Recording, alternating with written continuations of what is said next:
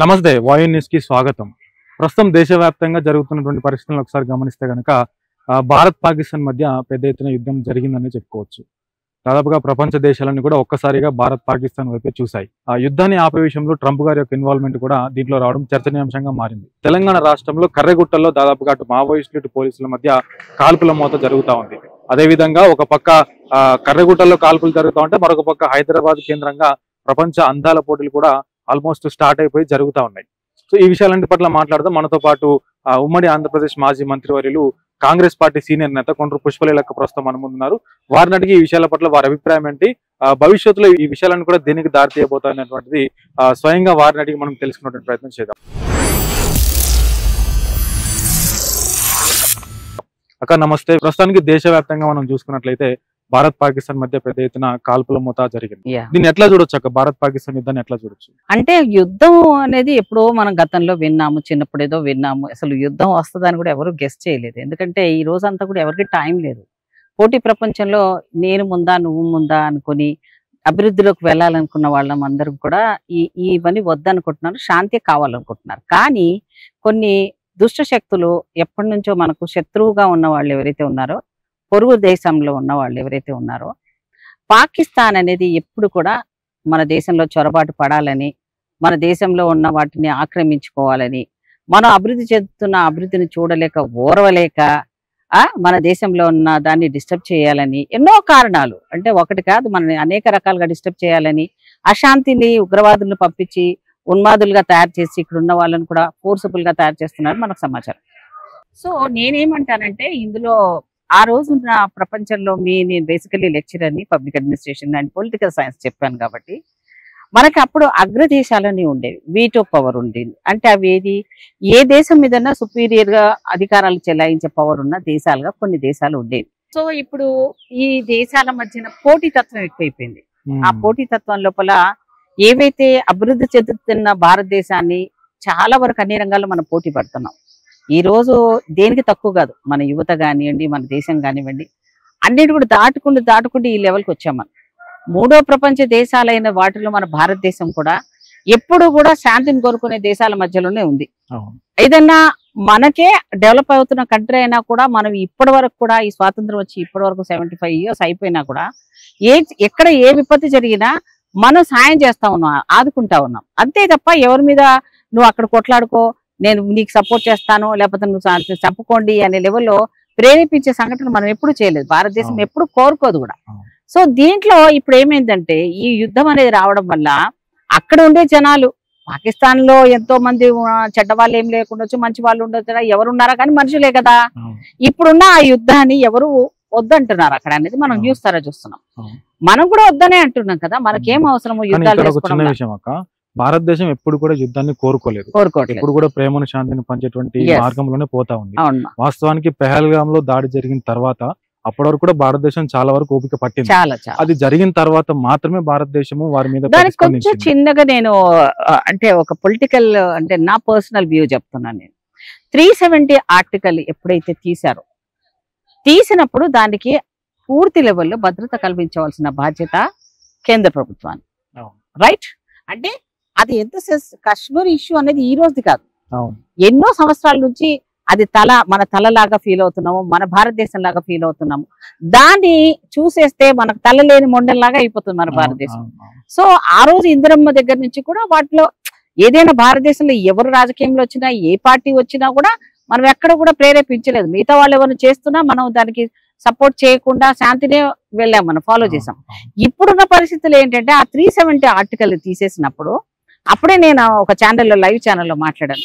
ఇది తీసేయడం ఎందుకోసం తీస్తున్నాము అంటే, ఎలక్షన్ అంటే శాంతిపూర్వకంగా అయిపోయింది, డెమోక్రసీ సిస్టమ్ లో ఎలక్షన్ నిర్వహించాలని కేంద్ర ప్రభుత్వం అనుకుంది. సరే, మంచి ఆలోచనే. ఎలక్షన్ ద్వారా ఒక అధికారంలో మళ్ళీ వాళ్ళు మామూలుగా అన్ని రాష్ట్రాల్లో అయినట్టు ఇక్కడ ఎలక్షన్ అవుతున్నాయి, పీస్ఫుల్ గా ఉంది కాబట్టి ప్రజలు వచ్చి ఓట్లు వేశారన్న లెవెల్లో అది అందరూ నచ్చాము. అది ఎలక్షన్ కూడా అయింది, రిజల్ట్ కూడా వచ్చింది, జనాల బందరం చూసాం. అంటే మనకేమనిపించింది, ఓకే ఇక్కడంతా బాగా సెట్ అయిపోయింది అని అన్న పరిస్థితిని కల్పించారు. కానీ నాలాంటి దానికి కొంచెం అక్కడ డౌట్ నేను క్రియేట్ చేశాను. ఆ రోజే నా వీడియోస్ కూడా దొరికితే తీస్తాను. నేనేమన్నానంటే 370 ఆర్టికల్ అని చాలా సున్నితమైంది. దాన్ని తీసే ముందు వాళ్ళు అక్కడ ఉండే ప్రజలు ఒక్క ప్రాణం పోయినా దానికి బాధ్యత వహించాలి కదా. సో ప్రభుత్వం దానికి పూర్తి రక్షణ ఏర్పాటు చేయాలా, ఫుల్ సెక్యూరిటీని ఇవ్వాలా, పగడుబంది లెవెల్లో ఇంటెలిజెన్స్ వ్యవస్థ పని చేయాలా. ఎందుకంటే అంత తొందరగా పాకిస్తాన్ నమ్మే పరిస్థితి లేదు మనకి. ఎప్పుడు ఏ దురుద్దేశంతో వస్తుందో మనకు తెలియదు. సో ఇప్పుడు కూడా యుద్ధం స్టార్ట్ అయిందా అంటే డ్రోన్లతో చేస్తున్నామా, టెక్నికల్ వార్ చేస్తున్నామా, డైరెక్ట్ యుద్ధంలో పోతున్నామా అనేది కాకపోయినా ఏదైనా వినాశకం అవుతుంది, నష్టం జరుగుతోంది.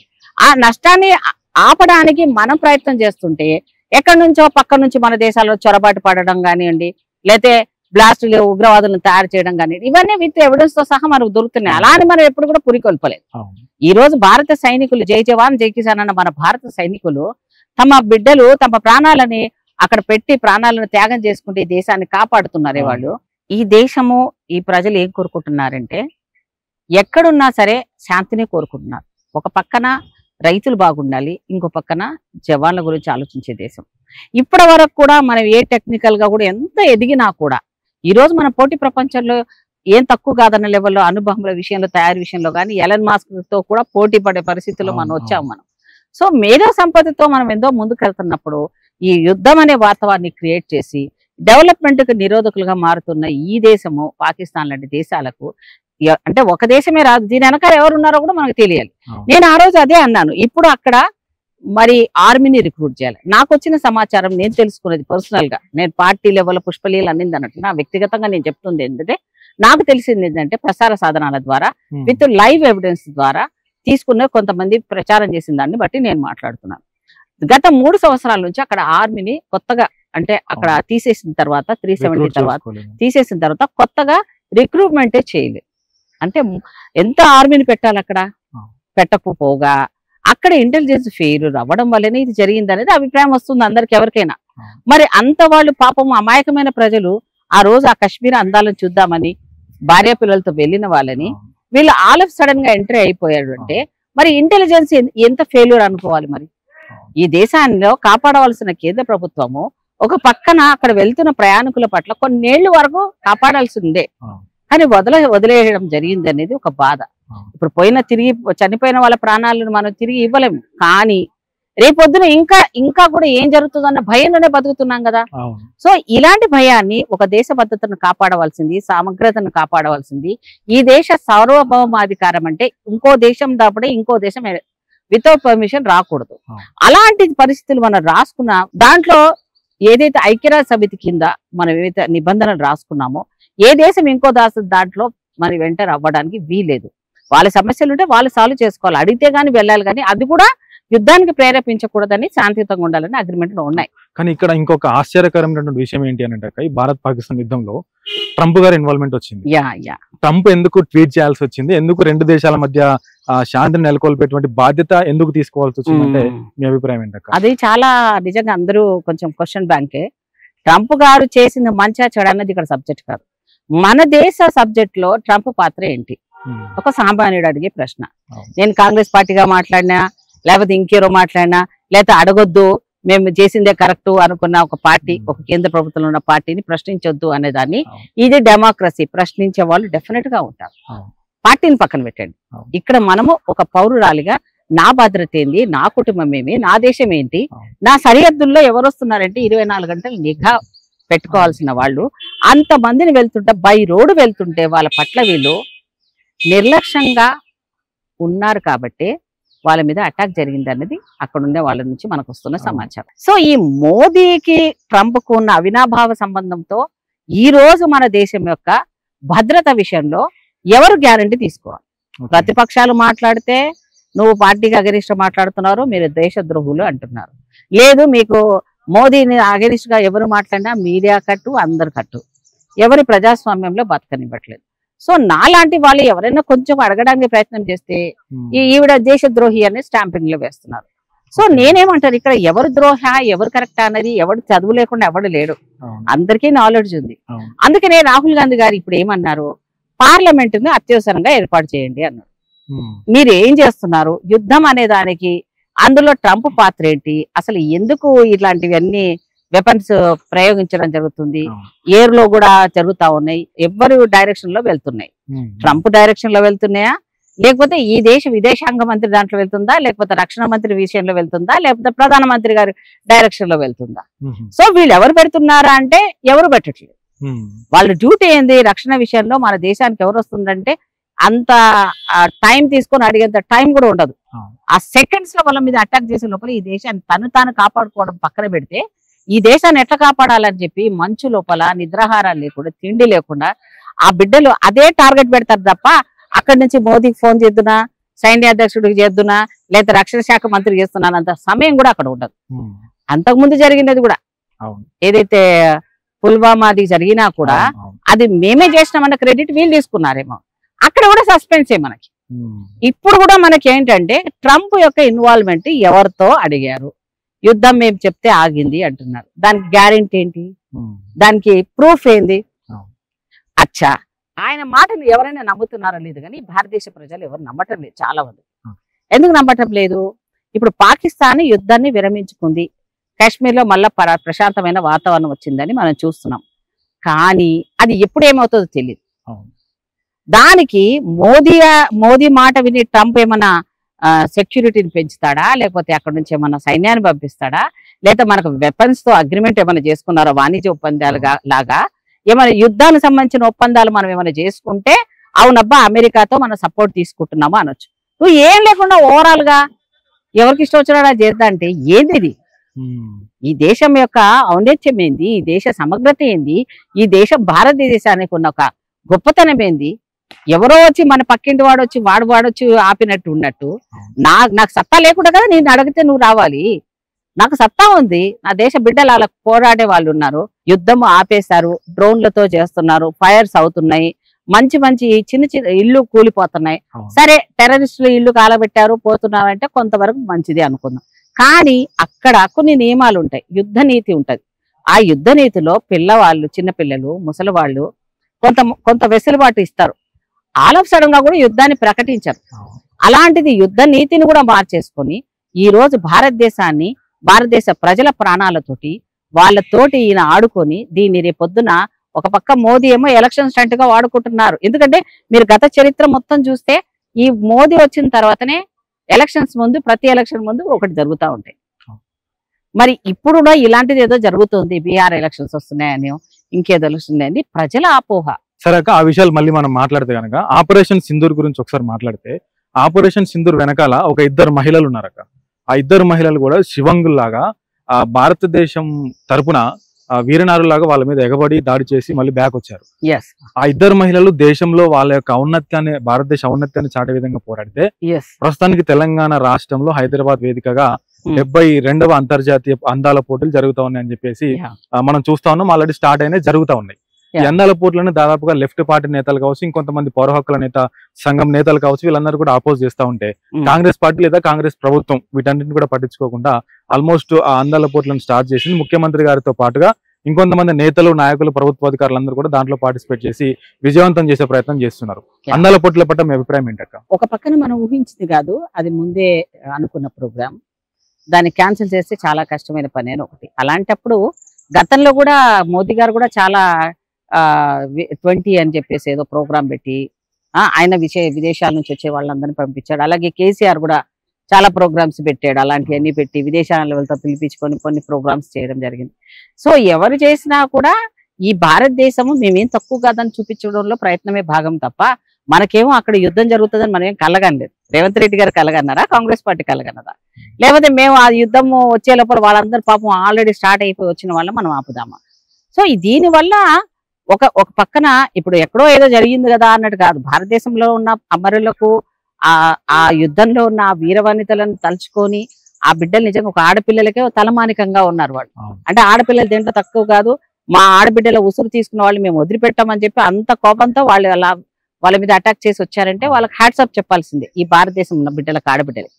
అట్లాగే ఇక్కడ అందాల పోటీలు పెట్టడం వల్ల దానివల్ల రెవెన్యూ వస్తుందా ఏమొస్తుందా అనుకుంటే రెవెన్యూ పక్కన పెడితే ఒక లెవెల్లో మేము కంట్రోలింగ్ చేసే యుద్ధం అంటే డైరెక్ట్ వార్ డిక్లేర్ అవ్వలేదు ఇప్పుడు మనకి, జస్ట్ అలా అన్వి అవ్వనట్టుగా ఉంది అంతే. ఒకవేళ డైరెక్ట్ గా యుద్ధం అయినప్పుడు కనుక మనం చేస్తే ఈ మాట అనుకోవచ్చు. ఆల్మోస్ట్ అదే లెవెల్ వాతావరణం ఉన్నప్పుడు ఎందుకు పెట్టాలి అనేది ఒక ఆలోచన. సరే ఇప్పుడు పెట్టిన దానికి మనం ఏం చేయలేం, కానీ రాష్ట్రంలో ఉన్న అందరూ కూడా ఈ దేశంలో ఎన్నో ప్రపంచ దేశాల నుంచి వచ్చిన వాళ్ళందరూ కూడా మహిళలు వస్తున్నారు. సరే అక్కడ ఇక్కడ తప్పులే, మనం ఎక్కడో ప్రపంచంలో ఉన్న వాళ్ళతో పోటీ పడుతున్నప్పుడు మరి దీంట్లో ఒక స్త్రీగా ఉన్న మన భారతదేశానికి వ్యతిరేకం అనుకునే దాంట్లో చాలా మంది ఉన్నాము, మనం కూడా ఉన్నాం. కానీ ఏదో ఒక కోణం లోపల దీన్ని డెవలప్మెంట్ కోణాన్ని కూడా ఇది ఒక ఇండికేషన్ అనుకొని పెట్టారేమో, అంతేగాని ఇది పెట్టాలని ఇంటెన్షన్ నెగిటివ్ గా పెట్టుకొని ఉన్న వాళ్ళకి ఆన్సర్ చెప్పడం కోసమో కాదు, లేదా రేవంత్ రెడ్డి గారు అనుకోని దీని వల్ల ఏదో చేస్తుందని ఆయన మా కాంగ్రెస్ పార్టీలో లేదు. ఎందుకంటే మేము సంక్షేమం కోసమే ఆలోచించే వాళ్ళం. సో దీని విషయంలో అంటే ఆ ముఖ్యమంత్రి గారు కూడా ఎందుకు ప్రతిష్టాత్మకంగా తీసుకోవచ్చునో చెప్పిరాక 72 సార్లు జరిగితే 71 సార్లు కూడా, అంటే 70 సార్లు కూడా ఇతర దేశాలలో జరిగింది. ఒకసారి మాత్రమే అమితాబ్ బచ్చన్ గారి ఆధ్వర్యంలో ఇండియాలో చేశారు. అంతే. ఈసారి మళ్ళీ దాని తర్వాత 70 సార్ల తర్వాత 72వ సారి ఎందుకు హైదరాబాద్ లో జరిగింది. హైదరాబాద్ లో ఎందుకు సెలెక్ట్ చేసుకున్నారు? ఇది సేఫ్ జోన్.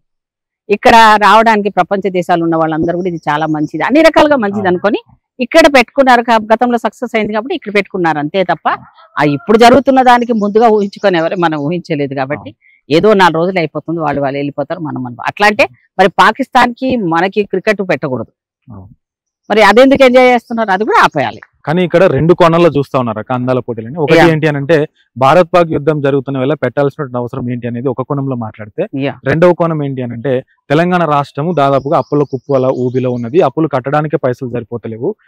ముఖ్యమంత్రి గారు ఒకనొక సమయంలో నన్ను కోసినా కూడా 1 రూపాయి కూడా నా దగ్గర నుంచి రాదు అని మాట్లాడుతున్న ఈ తరుణంలో ఎందుకు ఈ 200 కోట్ల రూపాయలు వెచ్చించి ఎందుకు అనుకోరు? ముఖ్యమంత్రి గారు ఖజానా నుంచి ఏమి ఇవ్వట్లేదు అనుకోండి, అవి కాకపోతే సర్వీస్ ఇస్తున్నాం అంతే. స్పాన్సర్షిప్లు వస్తాయి, ఆ స్పాన్సర్లే పెట్టుకుంటారు అంతే. మన రాష్ట్రంలో ఉంది కాబట్టి కొంచెం భద్రత కల్పించడంలో కానీ దాన్ని హెల్పింగ్ చేయడంలో తప్ప మనమేం మన ఖజానా నుంచి డబ్బులు ఏం డైవర్ట్ చేయట్లేదు. ఇది మాత్రం కొంచెం తెలుసుకోవాలి అందరూ. ఓవరాల్ గా ఏం చెప్తారు అక్క వ్యతిరేకించే వాళ్ళందరూ కూడా ఒక మాటలో? సరే, ఎక్కడైనా ప్లస్ మైనస్ ఉంటుంది రాజకీయాల్లో.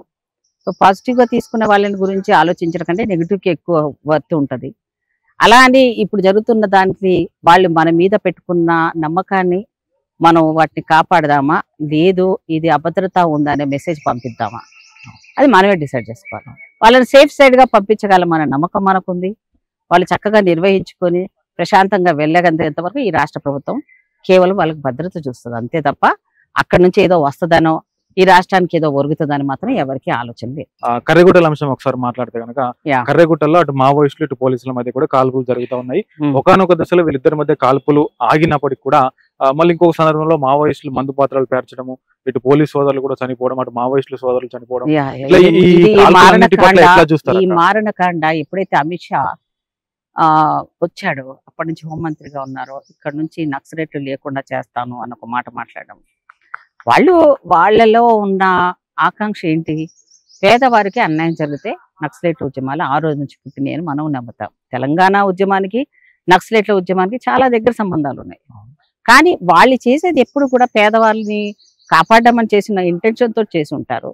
పోతే వీళ్ళు ప్రజలకు వ్యతిరేకము, వీళ్ళు చేసేటి అన్ని కూడా వీళ్ళ వల్ల మనకు చెడ్డ పేరు వస్తుంది అని భావించుకొని పొలిటికల్ కోణంలో ఆలోచించుకొని వాళ్ళని నిర్మూలించాలనుకునే సంఖ్య ఈ మధ్యలో ఈ బీజేపీ వచ్చిన తర్వాత ఎక్కువై, నక్సలైట్లను పిలిపించి చర్చలన్న పేరుతోటి వాళ్ళ ఉనికిలి డ్రోన్లతో పెట్టుకొని వాళ్ళని చంపాలి, వాళ్ళని తుదినొచ్చించాలి అనేది కూడా కరెక్ట్ కాదు. ఎప్పుడు కూడా చెక్ పాయింట్ ఎవరో ఉండాలి. ఒక పక్కన ప్రజాస్వామ్యంలో ప్రతిపక్షాన్ని ఉంచడం లేదు, ఇంకో పక్కన సరే వాళ్ళు ఎవరిని హాని కల్పించడం లేదు. ఈ మధ్య కాలంలో చూస్తే ఎవరు ఏ రకమైన కార్యక్రమాలు చేయట్లేదు, వాళ్ళ పనులేదో వాళ్ళు ఉన్నారు, వాళ్ళు ఏదో ప్రజల సమస్యలు వింటున్నారు, అంతేగాని ఎక్స్ట్రీమ్ స్టెప్ వాళ్ళు వేయటం లేదు. సో ఏదైనా ప్రాణం తీయడం అనేది కరెక్ట్ కాదు. దాన్ని సామవేద దండోపాయాలతో వాళ్ళని ఓకే చేయించు. కానీ ఇరు పార్టీలు కూడా, ఇటు మావోయిస్ట్ పార్టీ కానీ ఇటు పోలీస్ సోదరులు అంటే ప్రభుత్వం కానీ చర్చలకు రాకపోవడానికి కారణం ఏమై ఉంటుంది? అసలు చర్చలు పిలిచినట్టు వాళ్ళకి ఎక్కడ సంకేతాలు వెళ్ళట్లేదే, ఊరికే ప్రెస్ కంటున్నారు కానీ నిజంగా వాళ్ళకి టైం ఇచ్చి అప్పుడు కాంగ్రెస్ ఇక్కడ జరిగినప్పుడు రాజశేఖర రెడ్డి ఉన్నప్పుడు చర్చలు ఎక్కడ జరిగాయి? అట్లాంటి సమయం ఏమైనా వీళ్ళు ఇస్తున్నారా? అట్లా డిక్లేర్ ఏమి ఇవ్వకుండా ఎవరి ఇష్టంలో ఆడి పెడుతున్నాము, వాళ్ళు రండి అంటే ఎట్లా గాల్లో మాట్లాడుతున్నారు. అంటే వాళ్ళు స్ట్రాంగ్ గా డిసిషన్ తీసుకొని ఉన్నారండి, ఇది వీళ్ళని మొత్తం అంతమంది ఇచ్చేసేయాలి, ఎవరు ఉండకూడదు, మాకెవరు ఎదురు చెప్పకూడదు, ప్రతిపక్షాలు ఉండకూడదు, ప్రశ్నించేవాడు ఉండకూడదు. చివరిగా కాంగ్రెస్ పార్టీ నేతగా, ప్రభుత్వంలో ఉన్నటువంటి నాయకురాలుగా చెప్పండి, రేవంత్ రెడ్డి గారి పాలన ఎట్లా సాగుతోంది? 6 గ్యారెంటీలు అమలు కాలేదు, మంత్రులు ఇప్పటి వరకు అపాయింట్మెంట్ కాలేదు, నామినేటెడ్ పోస్టులు లేవు, ఉద్యోగాల భర్తీలో గందరగోళం సృష్టిస్తున్నటువంటి పరిస్థితి. మన ఎందుకు గ్రూప్ వన్ లేదమ్మా, విషయంలో ఫస్ట్ కూడా జీతాలు రావట్లేదా? మొన్న గ్రూప్ వన్ విషయంలో కూడా కొంత గందరగోళమైనటువంటి పరిస్థితి చూసాం. సరేలే, ఇప్పుడు జీతాల విషయంలో కూడా ముఖ్యమంత్రి గారు స్వయంగా జీతాలు ఇవ్వలేకపోతున్నాము, పెన్షనర్లకు డబ్బులు ఇవ్వలేకపోతున్నాం, వారికి 8,000 కోట్ల పెండింగ్ ఉందని చెప్పి చట్టం ఇవన్నీ కూడా చెప్తా ఉన్నటువంటి పరిస్థితి. ఓవరాల్ గా ఎట్లా ఉంది కాంగ్రెస్ పార్టీ? అమ్మా, ఎప్పుడైనా కొత్తగా ఉన్నప్పుడు కొన్ని ఇబ్బందులు వస్తాయి, రైట్? అందులో టిఆర్ఎస్ ప్రభుత్వం కూడా మనం అడిగితే ఏమన్నారు, ఇప్పుడే బాబు పుట్టాడు అప్పుడే అడుగుతారా అనే ప్రశ్నలు వాళ్ళు అడిగారు. అట్లాగే ఇప్పుడు మేము వచ్చిన తర్వాత మమ్మల్ని అంటున్నారు అంటే మొత్తం దోచుకొని మీరు దొంగ అంటే కష్టం. అలా అని చేతగాని ముఖ్యమంత్రి ఎలా మాట్లాడతాడు అని ఎవరి ఇష్టం వచ్చినట్టు వాళ్ళు మాట్లాడుతున్నారు. బాబు కొంత సర్దుకుపోవడానికి టైం ఇవ్వాలి. సర్దుకుపోవడానికి టైం కావాలంటే వచ్చి ఇంకా 2 సంవత్సరాల్లో కంప్లీట్ కానే లేదు, కొంచెం సమయం ఏంటి? మామూలు జనాలు అడిగితే వాళ్ళు అంటారు పాపం ఆయన మాత్రం ఎక్కడ చేస్తాడు రా నాయన అని అడిగే జనాలు కూడా ఉన్నారు కదా, అనేవాళ్ళు ఉన్నారు కదా. కాంగ్రెస్ అంటే చెడు చేయదు అని నమ్మేవాళ్లే ఉన్నారు కదా. మరి మీరెందుకు అంతగా అప్పుడే కాంగ్రెస్ ని పట్టుకొని చేతగాని ముఖ్యమంత్రి చేతగాని మీరేం చేతగాని చేశారా నాయన? మీరు ఒక ముఖ్యమంత్రి లెవెల్ ఉన్న ఆయన సెక్రటరీకే పోలేదు, మంత్రులు ఎవడో తెలీదు, ఎమ్మెల్యేలు ఎవడో తెలీదు, దోచుకొని కోట్లాది రూపాయలు తిన్నారే. మీకెక్కడ అడిగే అర్హత ఉందా అంటే నేను కాంగ్రెస్ పార్టీని. సో ఏదైనా చేసింది ఈ దేశానికంటే కాంగ్రెస్ పార్టీని. ప్రజలు మా పక్కన ఉన్నారు, మమ్మల్ని విశ్వసించారు. ఆ విశ్వాసానికి కొంత టైం తీసుకుంటాము, దాన్ని ముందుకు తీసుకెళ్తాం. డెఫినెట్ గా అన్ని గ్యారెంటీలు త్వరలోనే నిర్వహించి చూపిస్తాం. థ్యాంక్ యూ సో మచ్ అక్క. రైట్, చూసారు కదా, ఇది మరి మాజీ మంత్రి పుష్పలీల గారు మనతో చెప్తున్నటువంటి పరిస్థితి. దాదాపుగా భారత్ పాకిస్తాన్ మధ్య శాంతి చర్చలు తొందరగా జరిపి ఈ యుద్ధాన్ని మొత్తం కూడా ఎక్కడికక్కడ ఆపితే మంచిది. ఎందుకంటే దీంట్లో అమాయకులైన వారు అటు పాకిస్తాన్లో కావచ్చు, ఇటు భారతదేశంలో కావచ్చు, అమాయకులైన ప్రజలు ప్రాణాలు పోగొట్టుకుంటున్నారు తప్ప దీనివల్ల వచ్చిందేమీ లేదని చెప్పేసి చెప్తున్నారు. అదేవిధంగా హైదరాబాద్ అందాల పోటీలు కేవలం హైదరాబాద్లో భద్రత బాగుందని చెప్పేటువంటి ఉనికిని చాటడానికి మాత్రమే హైదరాబాద్ కేంద్రంగా తెలంగాణ రాష్ట్ర ప్రభుత్వం నిర్వహిస్తుంది తప్ప దీంట్లో ఎటువంటి దురుద్దేశం కానీ ఎటువంటి రాజకీయ కోణం కానీ లేదని చెప్పేసి వారు చెప్తూనే, అదేవిధంగా కర్రెగుట్టలో జరుగుతున్న కాల్పుల విషయం పట్ల కూడా శాంతి చర్చలు ఎంత తొందరగా వీలైతే అంత తొందరగా జరిపి ఈ కర్రెగుట్టల అంశాన్ని కూడా శాంతింప చేయవలసిందిగా పుష్పలీల గారు కోరుతా ఉన్నారు.